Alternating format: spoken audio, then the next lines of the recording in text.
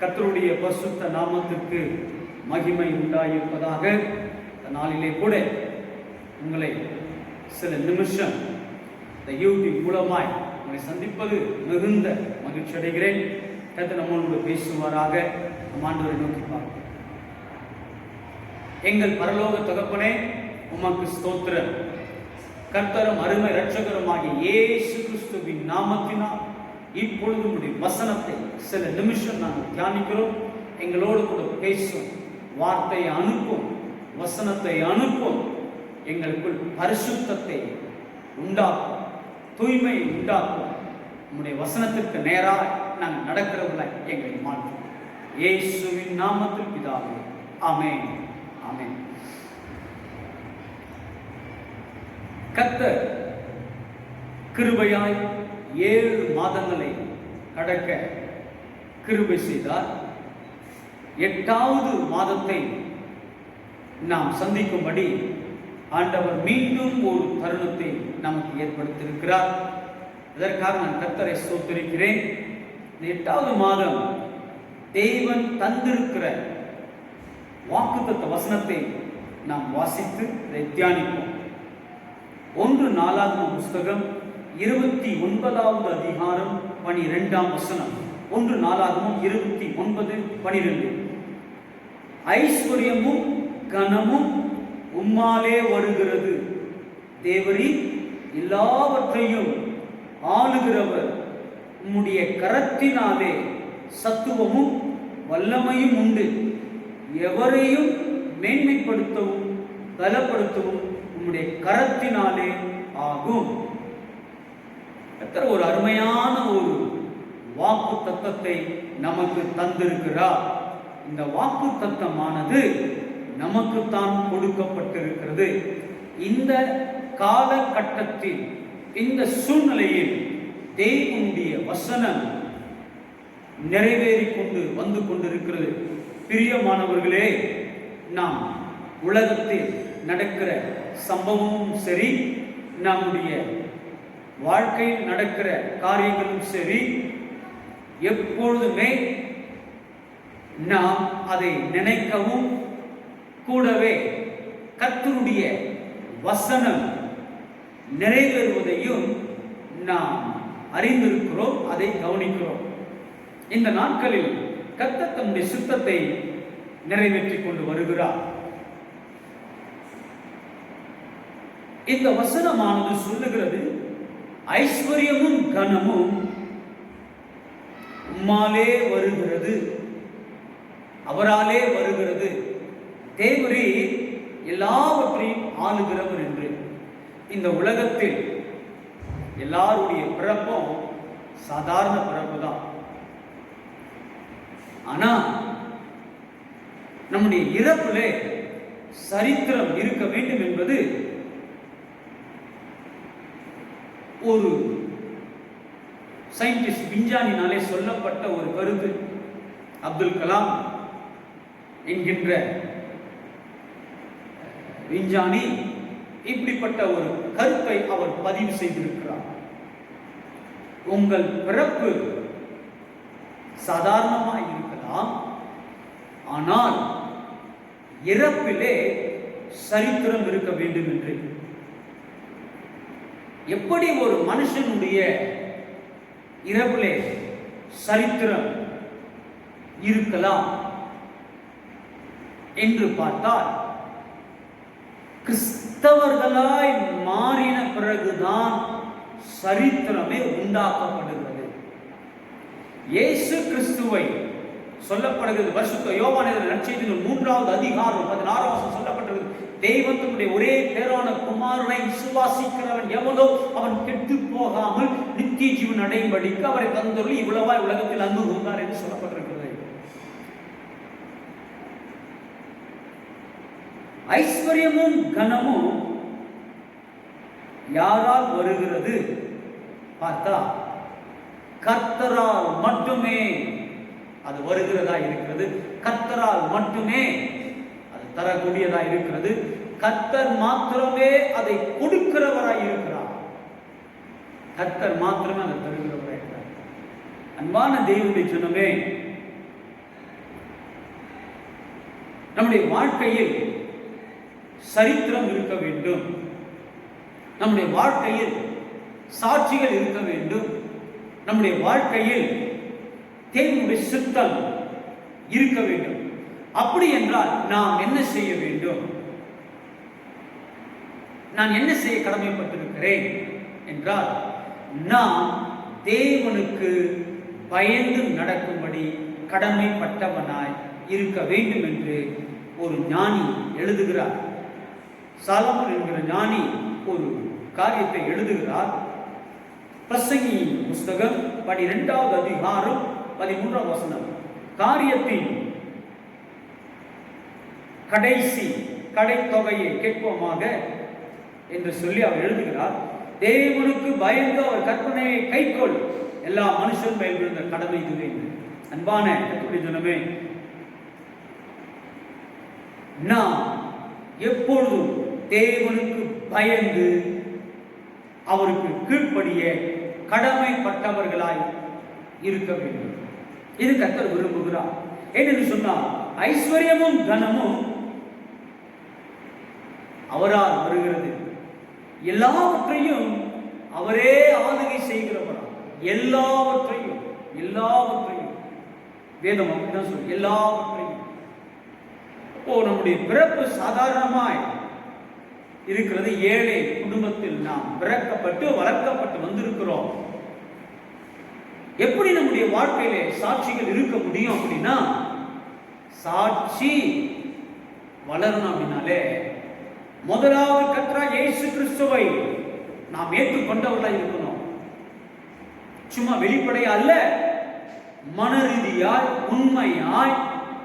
பாருங்க, நாம் கர்த்தரை ஏற்றுக்கொண்டு அவரை விசுவாசிக்க கடமைப்பட்டவர்களாய் இருக்கும் போதுதான் கர்த்தர் நம்முடைய வாழ்க்கையில ஒன்று செய்கிறார். புலம்பலி புஸ்தகம் 3வது அதிகாரம் 22வது வசனம் அழகாய் சொல்லப்பட்டிருக்கிறது. நாம் நிர்மூலமாக இருக்கிறதே கர்த்தருடைய கிருபை சொல்லப்படுகிறது. கிருபை ஒன்று நம்முடைய வாழ்க்கையை வெளிப்படுவதற்கு தேவன் எப்பொழுது இருக்கிறார். கிருபைதான் ஒரு கிறிஸ்தவனை உயர்த்த முடியும். கிருபைதான் ஒரு கிறிஸ்தவனை ஆசீர்வதிக்க முடியும். தகுதியும் திறமையும் தாளந்தும் ஐஸ்வர்யம் கனமும் யார் தருகிறவர் என்று சொன்னா, கிருபை உள்ளவர் தருகிறவராய் இருக்கிறார். அப்ப கிருபை உள்ளவர் இருக்கிறதுனால் நாம் நிச்சயமாகவே இந்த ஐஸ்வர்யத்தின் கனத்தை கொடுக்கிற ராஜாதி ராஜாவாம் கர்த்தாதி கர்த்தாவாம் எல்லாவற்றையும் ஆளுகை செய்கிற உலக ரட்சகராம் இயேசு கிறிஸ்துவுக்கு பயந்து அவரை விசுவாசிக்க கடமைப்பட்டவர்களாய் நாம் வாழ்ந்தால் நிச்சயமாகவே நம்முடைய வாழ்க்கையிலே ஐஸ்வர்யமும் கனமும் வரும். எப்பவுமே எல்லா ஜனங்களும் குறைகளிலே இருக்கிறார்கள். ஒரு மனுஷனும் நிறைவுள்ள ஒரு வாழ்க்கை இதுவரைக்கும் வாழல. யாரும் பூர்ணமாய் இதுவரைக்கும் திருப்தியா இருந்ததும் அல்ல. 100 ரூபாய் வைத்துக் கொண்டிருக்கிறவங்களுக்கு 200 ரூபாய் இல்லைன்னு கஷ்டம். 1000 ரூபாய் வைத்துக் கொண்டிருக்கிறவர்களுக்கு 2000 ரூபாய் இல்லைன்னு கஷ்டம். 10,000 ரூபாய் வைத்துக் கொண்டிருக்கிறவர்களுக்கு 20,000 ரூபாய் இல்லைன்னு கஷ்டம். 1 லட்சம் ரூபாய் வைத்துக் கொண்டிருக்கிற 2 லட்சம் ரூபாய் இல்லைன்னு கஷ்டம். இப்படி சொல்லிக்கொண்டே போகலாம். எல்லாருக்கும் தேவைகள் இருக்கிறது. நெருக்கமான சூழ்நிலையை சந்திக்கிறார்கள். ஐஸ்வர்யமும் கனமும் எல்லாவற்றையும் யார் ஆளுகிறவர் என்பதை இதுவரைக்கும் ஜனங்கள் மக்கள் கண்டுபிடிக்காமல் இருக்கிறார்கள். ஆனால் எனக்கு ஒன்று வெளிப்படுத்தப்பட்டது. ஐஸ்வர்யமும் சரி, கனமும் சரி, எல்லாவற்றையும் ஆளுகிற ஒரு நபர் இந்த உலகத்தில் உயிரோடு கூட இருக்கிறார். மரணமே இல்லாமல் வாழ்கிறார். சாவு அவரை சந்தித்த போதிலும் அவரை மூடி போட முடியவில்லை. ஜீவ அதிபதியாய் எல்லாவற்றையும் வென்றவராய் ஜீவிக்கிறவராய் இருக்கிறார் என்று சொன்னால், நான் பிரசங்கிக்கிறேன் இயேசு கிறிஸ்து அல்லாமல் வேற யாருமே கிடையாது. இருக்கிற இடத்துல வலது கரத்துல அல்லேலூயா என்று சொல்லுங்க. அல்லேலூயா. தேவனுக்கு மகிமை உண்டாயிருப்பதாக. அவர் எல்லாவற்றையும் ஆளுகிறவர், அவர் எல்லாவற்றையும் ஆட்சி செய்கிறவர், அவர் எல்லாவற்றின் மேல் அதிகாரம் கொண்டவராய் இருக்கிறார். தேவனுடைய பிள்ளைகளே, இப்படிப்பட்டவரை முதலாவது நேசிக்க நாம் நேரத்தை எடுக்கணும். அடுத்தது விசுவாசிக்க நேரத்தை எடுக்கணும். அடுத்தது அவருக்கு பயந்தவர்களாய் நடக்க நம்முடைய வாழ்க்கையை அர்ப்பணிக்கணும். அதுதான் கீழ்ப்படிதல், தியாகம் பண்ணணும். இது தேவன் விரும்புகிறார். எல்லாருடைய வாழ்க்கை கர்த்தர் அதை விரும்புகிறார். ஒருவர் கர்த்தர் ஆசீர்வதிக்கணும்னா சாதாரணமா கடவுள் ஆசீர்வதிக்க மாட்டாருங்க. சாதாரணமா கேட்கறதெல்லாம் கடவுள் கொடுக்க மாட்டாரு. இது கர்த்தர் எனக்கு கற்றுக் கொடுத்திருக்கிற பாட பயிற்சி. சும்மா ஒருத்தன் ஒரு காரியத்தை கேட்கிறானா கொடுக்க மாட்டாரு. சும்மா ஒருத்தன் ஒரு காரியத்தை விரும்புறதுனால தர மாட்டாரு. ஏன் தெரியுமா? அதுல ரகசியம் இருக்கு. அதற்காக எவ்வளவு நம்ம வியாசப்பட்டிருக்கிறோம், அதற்காக நம்ம எவ்வளவு வாஞ்சித்திருக்கிறோம், அதற்காக நம்ம எவ்வளவு கர்ப்பவேதனைப்பட்டிருக்கிறோம் என்பதை தேவன் விரும்புகிறார். கேட்டதும் கொடுத்துட்டா அதனுடைய சாரம் நமக்கு தெரியாது. ஆனா நீண்ட நாட்களாய் காத்திருந்து ஜெபத்துல உபவாசத்துல தரித்திருந்து கர்த்தருடைய சமூகத்துல உட்கார்ந்து அதையே நோக்கும் போது பாருங்க, உனக்கு தெரியும் இப்படிப்பட்ட ஒரு பாடுகளை நான் இதற்கு முன்பு சந்தித்தேன், இப்படிப்பட்ட நெருக்கத்தை இதற்கு முன்பு நான் சந்தித்தேன், இப்படிப்பட்ட ஒரு கஷ்டத்தை இதற்கு முன்பு சந்தித்தேன். பிறகு கர்த்தர் எனக்கு இந்த காரியத்தை கொடுத்தார், அனுமதித்தார் என்று சொல்லுவீர்கள். ஒரு வழியும் இல்லாம ஒன்றையும் பெற முடியாதுங்க. ஒவ்வொரு காரியத்தை பெற்றுக்கொள்ளும் போதெல்லாம் ஒவ்வொரு வழிகள் இருக்கும். சரீரத்தில் தலை முதல் பாதம் மட்டும் முடிய எலும்புகள், நரம்புகள், தசைகள், ரேகைகள், அணுக்கள் எல்லாவற்றையும் பாருங்க. ஒவ்வொரு நன்மையை நீ பெற்றுக்கொள்ளும் போது, ஒவ்வொரு கிருபவரத்தை பெற்றுக்கொள்ளும் போது, ஒவ்வொரு ஆசீர்வாதத்தை பெற்றுக்கொள்ளும் போது அதுல ஒவ்வொன்றிலும் கர்ப்ப வேதனை இருக்கும். அது பாருங்க, உன் வாழ்க்கை அவ்வளவு சாட்சி உள்ளதா, சரித்திரம் கொண்ட வாழ்க்கையா, புதுமை உள்ள ஒரு வாழ்க்கையா, எல்லாவற்றுக்கும் மேலாக அர்த்தமுள்ள ஒரு வாழ்க்கையாய் வாழ்ந்து அவரை கனப்படுத்துவதற்கு ஏதுவாய். எல்லாவற்றையும் ஆளுகிறவர், எல்லாவற்றையும் ஆளுகிறவர். அவரால் இது முடியாது, அவரால் இது ஆகாது என்று சொல்லத்தக்க காரியம் ஒன்றுமே கிடையாது. எல்லாவற்றையும் அவர் ஆளுகை செய்கிறார், ஆட்கொள்ளுகிறார், ஆண்டு நடத்தி கொண்டிருக்கிறார். இப்படிப்பட்டவரை பாருங்க, இப்படிப்பட்டவருக்கு நம்முடைய வாழ்க்கையை முழுவதும் அவர் நம்முடைய வாழ்க்கையை ஆளுகை செய்யும்படி நாம் கொடுக்க வேண்டும். அதை கொடுக்கிறது தாங்க கீழ்ப்படிதல். அதை கொடுக்கிற வரை அதுதான் தேவனுக்கு பிரியமானது, அதுதான் தேவனுக்கு பிரியமான ஒரு பலி. அதை தரம் பாருங்க, என்னை ஆட்கொள்ளுங்க ஆண்டவரே, என்னை ஆளுகை செய்யுங்க ஆண்டவரே, சும்மா வெறுமன வார்த்தை சொல்லுவதல்ல. நீ அப்படியே உன்னை கொடுக்கும் போது, தரும்போது பாருங்கள், கர்த்தர் உன் வாழ்க்கையில் இறங்கி பெரிய காரியங்களை செய்து தன்னுடைய நாமத்தை உன் மூலமாய் உயர்த்துகிறவராய் இருக்கிறார். உதாரணம் எனக்கு வருகிறது. என்ன அப்படின்னா, எல்லாரும் இந்த கரும்பு ஜூஸ், சுகர் கேன் ஜூஸ் குடிச்சிருப்போம். அந்த கரும்பை அந்த மிஷினுக்குள்ளாக அவன் எந்த அளவு எத்தனை முறை அந்த கரும்பை அனுப்புகிறான் என்பது நீங்க பார்த்திருப்பீங்க. ஒரு முறை அனுப்பும் போது அதுக்குள்ள இருந்த எல்லா விதமான சுவை ஜூஸ் வருகிறது. ஒரு முறை மட்டும் அனுப்பிட்டு அப்புறம் அவன் கீழே அதை போடுவதில்லை, மீண்டும் எடுத்து 2வது முறை அனுப்புகிறான். இப்போ பாருங்க, முதல் முறை அனுப்பும் போதே பாதி அதுல இருந்து அந்த சார் வருகிறது. 2வது முறை அனுப்பும் போது 3/4 பகுதி வருகிறது. 3வது முறை அனுப்பும் போது 99% இருக்கிற எல்லா சாரும் வருகிறது. பாருங்க, அந்த 3வது முறை வெளியில வரும்போதே அப்படியே பொடி பொடியா தூள் போல காற்றில் பறக்கிற தூசி போல மாறிடும், அப்படியே காய்ந்து போனது போல மாறிடும். கர்த்தர் அனுப்புவதின் நோக்கம் என்ன அப்படின்னா, அவ்வளவு அனுப்ப அந்த சார் அதிலிருந்து வருகிறது. பாருங்க, அதன் பிறகு அவன் எடுத்து ஒரு டம்ளர்ல ஒரு ஜார், ஒரு கண்டெய்னர் ஜார்ல ஊற்றி அதில் ஜூஸ் ஐஸை போட்டு ஜூஸை மிக்ஸ் பண்ணி கொடுக்கும்போது பாருங்க அவ்வளவு சுவையா இருக்கிறது. அப்போ ஒரு கிறிஸ்தவனுடைய வாழ்க்கை, கர்த்தருடைய பிள்ளையே, தேவனை விசுவாசிக்கிறவனுடைய வாழ்க்கை, தேவன் மேல் நம்பிக்கையா இருக்கிறவனுடைய வாழ்க்கை, தேவனையே தன் ரட்சிப்பாய் கொண்டிருக்கிறவனுடைய வாழ்க்கை எப்பொழுதும் பாருங்க மிஷனுக்குள்ள போகுது அப்படின்னா கர்ப்ப வேதனைக்குள்ளாக, பாடுகளுக்குள்ளாக, உபத்திரங்களுக்குள்ளாக போகிறது.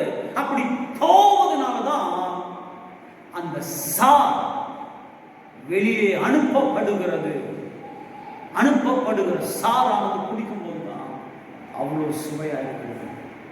வாழ்க்கை ஜனங்களுக்கு சுவையா இருக்கணும், வாழ்க்கை ஜனங்களுக்கு ஆசீர்வாதமா இருக்கணும் அப்படின்னா பாருங்க, தேவனுடைய ஆளுகை செய்யணும், தேவனுடைய ஆட்கொள்ளணும், தேவன் உன்னை முழுவதும் நடத்தணும்.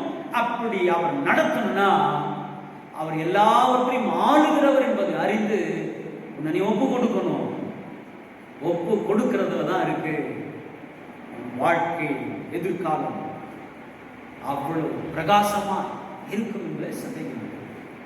என் மனதினுடைய பிள்ளையே, இந்த மாதம் கர்த்தர் இந்த வாக்குத்தத்தத்தை எனக்கு கொடுத்ததும் எனக்கு அவ்வளவு மகிழ்ச்சியா இருந்துச்சு, சந்தோஷமா இருந்தது. இந்த வாக்குத்தத்தம் நிச்சயம் வாழ்க்கை அழகுபடுத்தும் நான் விசுவாசிக்கிறேன், ஆசீர்வதிக்கும் விசுவாசிக்கிறேன். மீண்டும் அவர் சொல்லுகிறார், எல்லாவற்றையும் ஆளுகிறவர் உம்முடைய கரத்தினாலே சத்துவமும் வல்லமையும் உண்டு, எவரையும் மேன்மைப்படுத்தவும் பலப்படுத்தவும் உம்முடைய கரத்தினாலே அவர். வானத்தினுடைய ஜனமே, எல்லாமே கர்த்தருடைய கரத்தில் இருக்கிறது. கர்த்தருடைய கரம் மட்டுமே நம்மை ஆளுகை செய்ய முடியும். கர்த்தருடைய கரம் மட்டுமே நம்மை நடத்த முடியும். கர்த்தருடைய கரம் மட்டும் இருந்துச்சுன்னா போதும். தேவனுடைய கரத்திற்கு மேலாக பவர்ஃபுல் ஹேண்ட் இந்த உலகத்திலே கிடையாது. தேவனுடைய வல்லமையான கரத்துக்கு மேலாக வேறொரு வல்லமையான கரம் பூமியிலே கிடையாது. அவர் God is a God, powerful God, almighty God. சொல்வதன் காரணம் என்ன தெரியுமா? அவருடைய கரத்துல எல்லாம் இருக்கு. ஒருத்தரை உயர்த்துவதும் தாழ்த்துவதும் அவர்கிட்ட இருக்கு.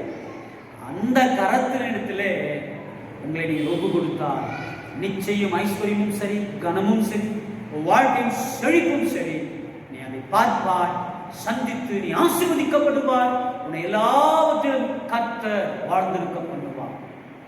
சூழ்நிலை பார்த்து குறை சொல்லாத, சந்திக்கிற நிலைமையை பார்த்து சோர்ந்து போகாத, நாட்டில் தேசத்தில் நடக்கிற காரியங்களை குறித்தும் குழப்பமடையாத, தெளிவாய் நீ நம்புகிற, நீ விசுவாசிக்கிற ஆண்டவரிடத்தில் உன் வாழ்க்கையை ஒப்பு கொடுத்துட்டு அவர் எல்லாவற்றையும் ஆளுகிறவர், அவர் எல்லாவற்றையும் செய்கிறவர் என்கிறத சிந்தைக்கு கொண்டு வா. அவரை நிறுத்து, அவரிடத்திலே உன் வாழ்க்கையை அர்ப்பணி. அவர் உங்கள் வாழ்க்கை ஆசீர்வதிப்பார். நிச்சயமாகவே கர்த்தர் இந்த வார்த்தையின் மூலமாக ஆசீர்வதிப்பார் நான் விசுவாசிக்கிறேன். இந்த வார்த்தையின் மூலமாக கர்த்தர் நம்மளோட பேசின விசுவாசிக்கிறோம். அப்படியே கண்களை மூடுங்கள், உங்களுக்காக நான் ஜெபிக்க போகிறேன். கண்களை மூடி ஜெபம் பண்ணுமா? எங்கள் பரலோக தகப்பனே, உங்களுக்கு ஸ்தோத்திரம். உங்களுடைய வார்த்தையை நம்முடைய ஜனங்களுக்கு நான் கொடுத்திருக்கிறேன். இந்த வார்த்தையின் மூலமா, வசனத்தின் மூலம் கர்த்தர் உங்களுடைய பிள்ளைகளோடு நீ பேசுவீராக என்று ஜெபிக்கிறேன். ஐஸ்வர்யமும் கனமும் ஆண்டவரே உம்மால் வருகிறது. தேவன் எல்லாவற்றையும் ஆளுகை செய்கிறவர். சத்துவம், வல்லமை, எவரையும் மேன்மைப்படுத்தும் பலப்படுத்தும் உம்மாவுடைய கரத்தினால் ஆகும் என்பதை நாங்கள் வசிக்கிறோம். ஆமாப்பா, 100% நாங்கள் விசுவாசிக்கிறோம். இந்த ஜபத்திலே ஆண்டவரை இணைக்கப்பட்டிருக்கிற என் அன்பான சகோதரன் சகோதரி, கர்த்தருடைய பிள்ளை, ஆண்டவரை எந்த இடத்துல இருந்தாலும் இந்த ஜபத்தை அவர்கள் கேட்கும் போது பரிசுத்த ஆவியானவர் இப்பொழுது கர்த்தருடைய ஆட்கொள்ளுவீராக, ஆளுகை செய்வீராக. ஆண்டவரே ஒவ்வொருடைய வாழ்க்கையும் கர்த்தர் ஆட்கொள்ளும். ஒவ்வொருடைய வாழ்க்கையும் கர்த்தர் ஆளுகை செய்யும். ஒவ்வொருடைய வாழ்க்கையும் கர்த்தர் பொறுப்படுத்திக் கொள்ளுவீராக. அவர்கள் கடந்த மாதத்திலே சந்தித்த சூழ்நிலையும் நமக்கு தெரியும். கடந்த நாட்களிலே ஆண்டவரே அவர்கள் சந்தித்த எல்லா இழப்புகள், சோர்வுகள், கஷ்டங்கள், வருத்தங்கள், சந்தித்த எல்லா கவலைகள், கண்ணிகள் நமக்கு தெரியும். நீர் எல்லாவற்றையும் ஆளுகிறவர் என்பதை உங்களுடைய பிள்ளைகளுக்கு உங்களுடைய வார்த்தையின் மூலமாக கர்த்தர் வெளிப்படுத்துவீராக. உங்களுடைய வசனத்தின் மூலமாக வெளிப்படுத்துவீராக. நீர் எவரையும் மேன்மைப்படுத்துகிறவராய் இருக்கிறேன். நீர் எவரையும் கனப்படுத்துகிறவராய் இருக்கிறேன். ஏசப்பா, உங்களுடைய பிள்ளைகளுக்குள்ள விசுவாசம் பெருகட்டும். உங்களுடைய மக்களுக்குள்ளே நம்பிக்கை பெருகட்டும். உங்களுடைய பிள்ளைகளுக்குள்ளே பக்தி காணப்படட்டும். ஒவ்வொருவரையும் உடைய கருத்தில் ஒப்பு கொடுத்து ஜெபிக்கிறேன். ஒவ்வொருவரையும் கர்த்தர் உடைய கருத்தில் ஒப்பு கொடுத்து ஜெபிக்கிறேன். ஒவ்வொருவரையும் கர்த்தர் பொறுப்பெடுத்துக் கொள்வீராக. ஒவ்வொருவரையும் கர்த்தர் பொறுப்பெடுத்துக் கொள்வீராக. ஒவ்வொருவரையும் கர்த்தர் ஆட்கொள்ளும் ஆண்டவரே. இப்பொழுது உடைய பிள்ளைகள் மேல் இறங்குற உடைய பிரசனத்திற்காக ஸ்தோத்திரம். இப்பொழுது உடைய பிள்ளைகள் மேல் இறங்குற உடைய அபிஷேகத்திற்காக ஸ்தோத்திரம். ஒவ்வொருவருடைய தேவ ஆவியினுடைய வல்லமை, ஒவ்வொரு தேவ ஆவியினுடைய அபிஷேகம், ஒவ்வொரு தேவ ஆவியினுடைய மகிமை இறங்கட்டும் ஆண்டவரே. கர்த்தர் நிரப்புவீராக. நீர் எல்லாவற்றையும் ஆளுகை செய்கிறவர். நம்முடைய கரத்தினால ஆகும் ஆண்டவருடைய கரத்தினால அந்த கரத்தினிடத்திலே எங்களை ஒப்பு கொடுக்கிறோம். அந்த கரம் மாத்திரமே எங்களை பிடித்துக் கொள்ளட்டும். அந்த கரம் மாத்திரமே சபையை பிடிக்கட்டும். அந்த கரம் மாத்திரமே சபை ஜனங்களை விசுவாசிகளை பிடிக்கட்டும். அந்த கரம் மாத்திரமே தேசத்தை பிடிக்கட்டும் ஆண்டவரே. எங்களை ஆட்கொள்ளுங்கப்பா, வழிநடத்துங்க. நாங்கள் ஞான இறுதி உள்ளவர்களாக படிக்கிறோம். இந்த நாட்களில் எங்களை நாங்களே அர்ப்பணிப்போடு தியாகத்தோடு விட்டு கொடுத்து உமக்கென்று சாட்சி உள்ள ஒரு வாழ்க்கையை வாழ்ந்து கனப்படுத்தும்படி கர்த்தர் உதவி செய்யும். ஜெபத்தை கேட்டதற்கு நன்றி. கோடா இயேசு கிறிஸ்துவின் நாமத்தில் ஜெபிக்கிறோம் ஜீவனுள்ள வல்லமை நல்ல பிதாவே. ஆமென், ஆமென். என் ஆத்துமாவே கர்த்தரை ஸ்தோத்திரி. என் முழு உள்ளமையோட பரிசுத்த நாமத்தை ஸ்தோத்திரி. என் ஆத்துமாவே கர்த்தரை ஸ்தோத்திரி. அவர் செய்த சகல உபகாரங்களை மறவாதே. ஆமென். பிதாவாகிய என்னுடைய அன்பும் கர்த்தராகிய இயேசு கிறிஸ்துவின் கிருபையும் பரிசுத்த ஆவியோட பிரசன்னத்தில் நீங்க சமாதானம் வார்த்தை கேட்கிற யாவும் இனிமேல் சதா காலம் மகிமையின் கரம் தாங்கி தாபத்தில் நீடித்து நிலைத்திருப்பதாக. ஆமென், ஆமென். God bless you.